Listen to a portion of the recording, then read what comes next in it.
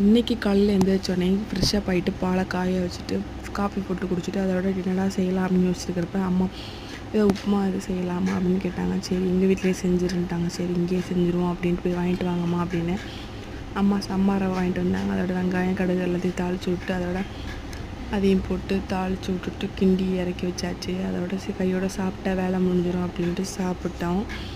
சாப்பிட்டு முடிச்சதுக்கப்புறம் சரி அப்பா வர கருவேப்பிலை கொத்தமல்லி எல்லாம் வாங்கிட்டு வந்திருந்தாரு. அதையும் க்ளீன் பண்ணி கொடுத்துட்டு போமா அப்படின்னாரு. சரி கையோட க்ளீன் பண்ணி கொடுத்துட்டு போயிடுவோமே அப்படின்ட்டு அதையும் க்ளீன் பண்ணி கொடுத்துட்டு அம்மா சொன்னாங்க தம்பி அளவுக்குள்ளே போய் மேலே போய் வேலையை பார்த்துட்டு வந்து நான் தம்பியை வச்சுக்கிறேன் அப்படின்னாங்க. சரி மேலே போய் கொஞ்சம் பாத்திரம் விளக்குறது இருந்துச்சு, அதையும் விளக்கிட்டு மோர் மிளகா வெளியில் காய வைக்கிறது இருந்துச்சு, அதையும் வெயிலில் காய வச்சுட்டு நேற்று வச்ச சாம்பார் கொஞ்சம் அத்தை கொடுத்தாங்க.